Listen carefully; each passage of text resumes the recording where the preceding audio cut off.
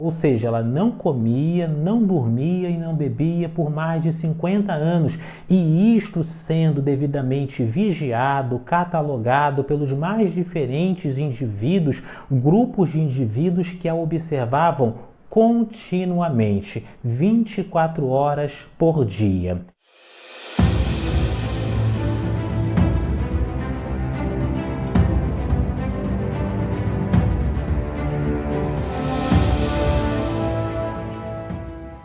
Fraternais saudações.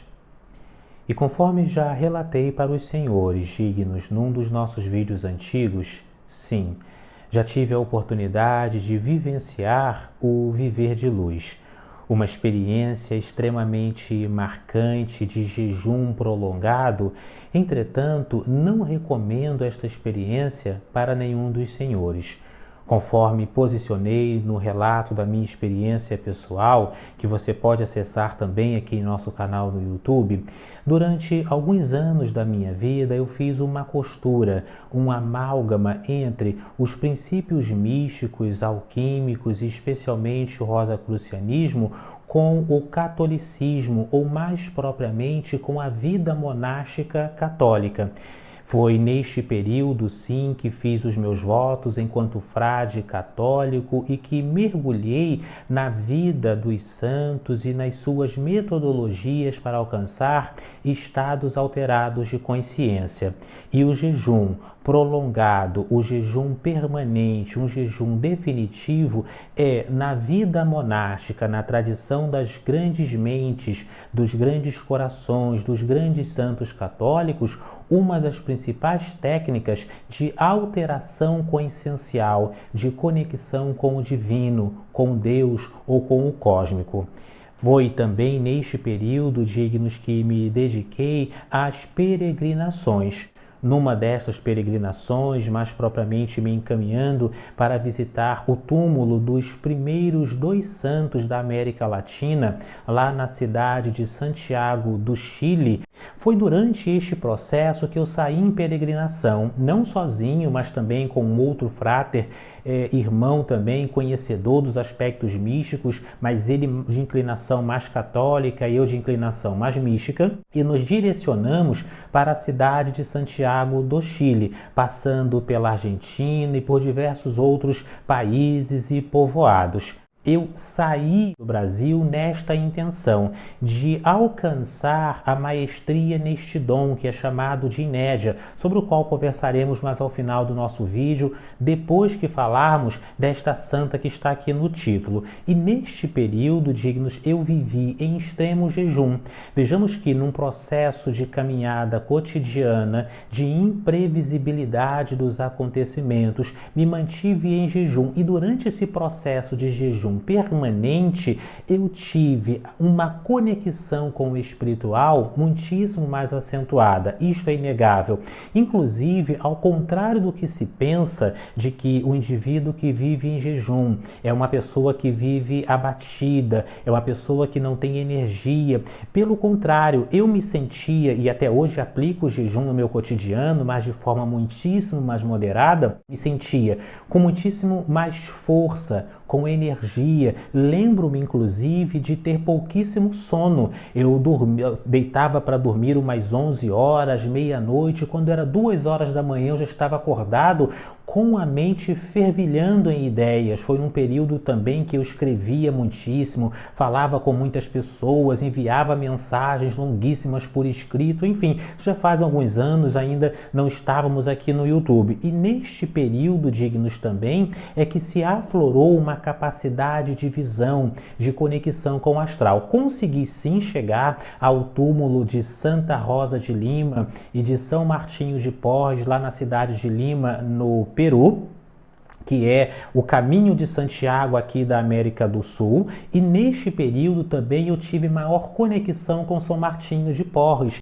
Ele, inclusive, estava amplamente conectado comigo, no entanto, ele me abandonou, eu uso até esse termo numa certa brincadeira, num tom mais descontraído, no meio do caminho, porque muito embora eu estivesse sinceramente conectado à espiritualidade católica, eu também tinha muitos vieses ou muitas inclinações de natureza mais mística, esotérica, alquímica e rosacruciana. E São Martinho, ele se negou a seguir comigo depois disso. Pois bem, no entanto, no meio do período, eu tive também um sonho ou uma visão de que eu viria à morte caso eu permanecesse neste caminho.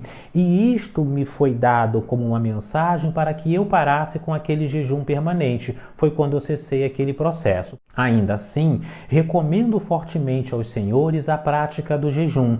Um jejum continuado, mas de maneira periódica, ou seja, um jejum que você vai praticar uma vez por semana, 2 vezes por mês, nas suas mais diferentes modalidades. Também temos um vídeo sobre a prática do jejum aqui no canal que os senhores podem acessar. Seja como for, o jejum ele é extremamente poderoso. E foi neste período também, ou até um pouco antes disso, que eu ouvi falar nesta santa mineira extremamente interessante na sua história, porque ela, a partir dos seus 22 anos de idade, de 1948, ali um pouco antes disso também, na década de 30, quando ela sofre um acidente, ela começa a não mais se alimentar. Ela não comia, não dormia e não bebia por mais de 50 anos. E isto sendo devidamente vigiado, catalogado pelos mais diferentes indivíduos, grupos de indivíduos que a observavam continuamente, 24 horas por dia. E um adendo, dignos, para você que ainda não tem o seu mapa numerológico ou que queira presentear algum ente querido, algum amigo, entre em contato conosco aqui pelo número de WhatsApp que está na caixa de mensagens. Exclusivamente neste número, nos deixe lá o seu nome completo e a sua data de nascimento.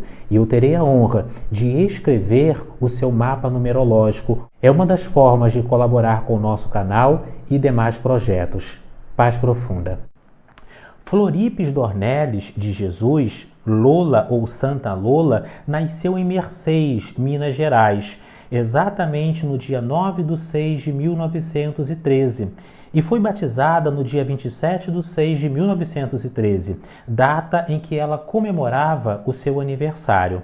Quando Lola ela possuía aproximadamente 22 anos de idade, seu pai adquiriu uma propriedade na cidade de Rio Pomba e se transferiu com toda a família para lá. Aos 22 anos de idade, ela veio a sofrer um acidente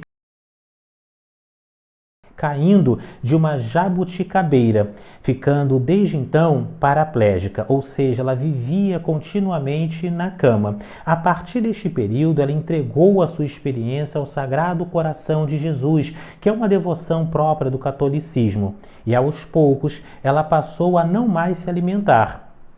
Até que 2 anos após o seu acidente, já não mais comia, não bebia e não dormia.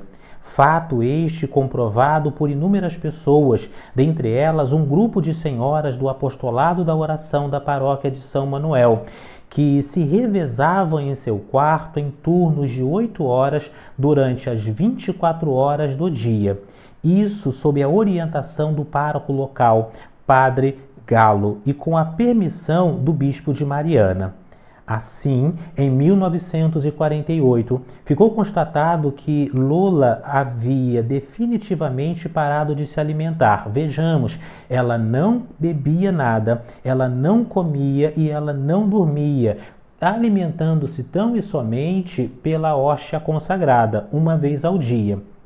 E passava o seu dia e noites em oração ao Sagrado Coração de Jesus, na intenção da alma das pessoas que a procuravam. Sua confiança no Sagrado Coração de Jesus atraiu milhares de romeiros, de peregrinos à sua casa, prodigalizando assim inúmeras graças, milagres. E nesta descrição sobre a vida de Santa Lola, nós verificamos que a partir dos seus 22 anos de idade, quando ela sofre esse acidente, ela começa gradualmente a abandonar a alimentação. Não apenas ela não comia nada, como ela também não bebia nada e ela não dormia. E isto sendo constatado por diferentes peritos que foram convidados pela própria Igreja Católica, que é absolutamente rigorosa ao verificar estes processos, e ela mesma produzia, por pedido dos fiéis que iam até ela, inúmeros milagres e concedia muitas graças, intercedendo junto ao Sagrado Coração de Jesus. Ela mesma que tinha muitas visões e uma conexão com o astral extremamente profunda. Vejamos que ela veio a falecer no ano de 1999, quando milhares de pessoas, consta que mais de 20.000 pessoas tenham visitado ali o seu túmulo durante o seu enterro. Ela permanece, portanto, como um dos casos mais impactantes na história da espiritualidade brasileira sobre o poder da mente, o poder de conexão com o plano astral. Posiciono e relembro aqui esta história em nosso canal, não para que você a imite, mas para que você tome consciência da profundidade que há no poder da conexão consigo mesmo, com o universo, com Deus. O jejum ele pode e deve ser aplicado na vida espiritual, mas de maneira moderada. Esta é a nossa recomendação final. O jejum como porta, como portal de conexão. Digníssimos irmãos e irmãs, voltaremos a estes temas futuramente. Paz profunda.